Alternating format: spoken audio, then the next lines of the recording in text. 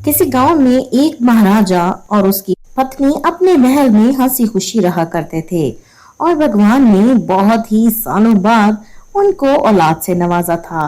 दो बहुत ही खूबसूरत सी बेटियां और वो दोनों ही कुछ अलग शक्तियों की मालिक थीं। एक के बाल सोने के थे और दूसरी के बाल चांदी के। राजकुमार अपनी दोनों बेटियों से बहुत खुश था और वो अपनी बेटियों के नाम सोने के बाल वाली का नाम सोनी और चांदी के बालों वाली का नाम चंदा रख देता है। अपने सोने के बालों की वजह से सोनी हमेशा ही बहुत घमंडी हुआ करती थी और अक्सर चंदा को उसके बाल सफेद होने की वजह से काफी ज्यादा निशाना बनाया करती। अरे तुम्हारे बाल कैसे हैं बुड्ढों की तरह सफेद कलर के मेरे देखो कितने सुंदर बाल हैं, सोने के बाल हैं मेरे। और फिर एक दिन सोनी अपने पिता से जाकर कहती है, पिताजी मुझे सोने की कंघी बनवा कर दीजिए। मेरे बाल सोने के हैं तो मुझे कंघी भी सोने की ही चाहिए। ठीक है बेटी, तुम्हारे इतने सुंदर बाल हैं, उन पर सोने की कंघी ही जचती है। मैं तुम्हें सोने की कंघी बनवा देता हूँ। साथ ही चंदा कहती है, पिताजी क्या मुझे कुछ नहीं देंगे, मुझे भी चांदी की कंघी बनवा दीजिए। अरे बेटा, महल में बहुत सारी कंघियां पड़ी हैं, तुम तो कोई भी इस्तेमाल कर सकती हो। और यही सब कुछ हमेशा से होता आ रहा था। हमेशा ही सोनी को उसकी मनपसंद चीज दी जाती और चंदा को यूं ही हर उसकी ख्वाहिश को झुठला दिया जाता। ऐसे ही एक दिन अपने घर के बाहर सोनी जाकर देखती है कि उनकी गाड़ी बहुत ही गंदी हुई है, जिससे ड्राइवर ने ना तो साफ किया है और ना ही वॉश किया है। वो ये देखकर बहुत गुस्सा हो जाती है। ये तो मुलाजिम सारे सर पर ही चढ़ गए हैं, इनका कुछ ना कुछ इलाज अब करना ही पड़ेगा। अभी पापा से इसकी शिकायत करती हूँ। सोनी जाकर महाराज को शिकायत लगा देती है।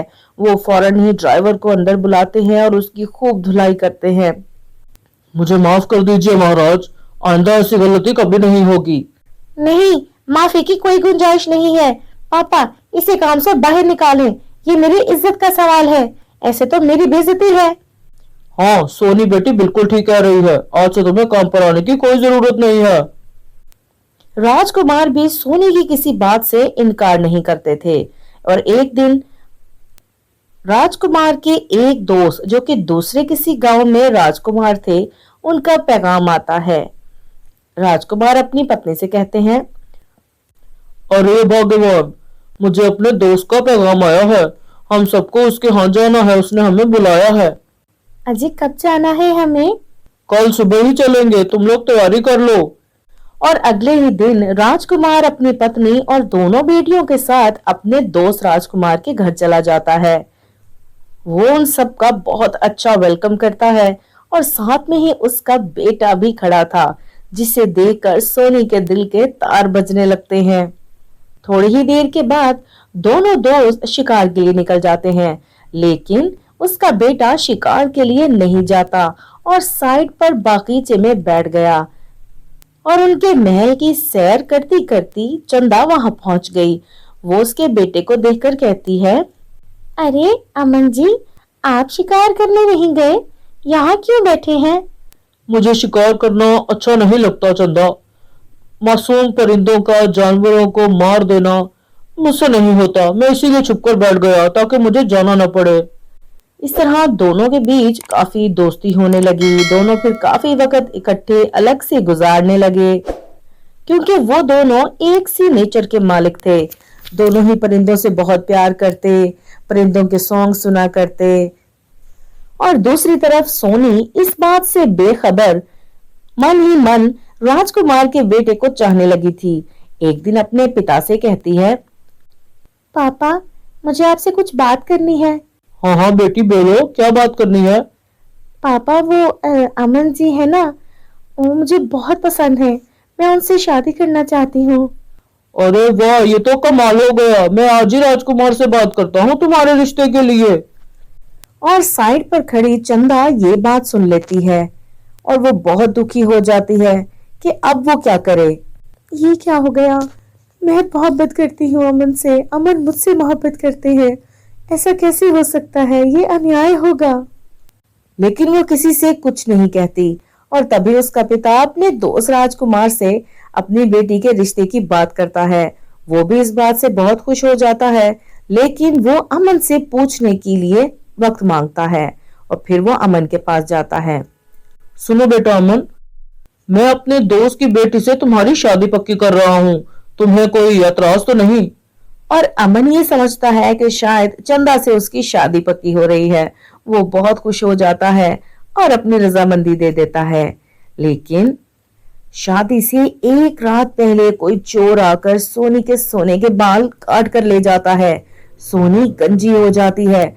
अगले दिन जब सुबह उठकर वो शीशे में खुद को देखती है तो परेशान हो जाती है। हे भगवान, ये क्या हो गया, आज तो मेरी शादी है, मेरे बाल कहाँ चले गए, अब क्या होगा, मेरी शादी नहीं होगी। और ये बात चंदा देख लेती है। चंदा उसे कहती है, सोनी तुम परेशान मत हो, तुम मेरे बाल ले लो। अरे जा, मैं नहीं लेती तेरे फजूल सफेद बाल, मुझे बिल्कुल नहीं पसंद। लेकिन सोनी, अमन जी को सफेद बाल बहुत पसंद है। क्या सच में? चलो ठीक है, मैं तुम्हारे बाल ले लेती हूँ। और बेचारी चंदा अपनी खुशियों का अपने हाथों ही गला घोंट चुकी थी और अपने बाल अपनी बहन को दे देती है।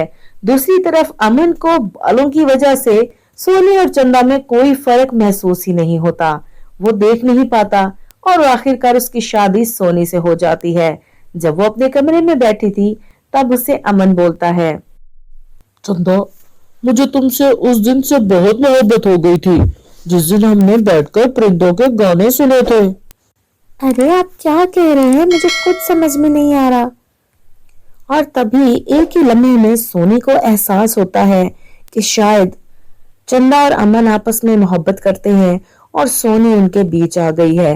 वो इस बात को दुरुस्त करने की कोशिश करती है और अपने माता पिता को जाकर सारी सच्चाई बता देती है।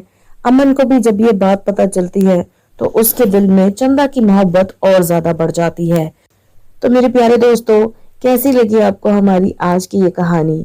पसंद आई हो तो लाइक कर दें और चैनल को सब्सक्राइब कर लें।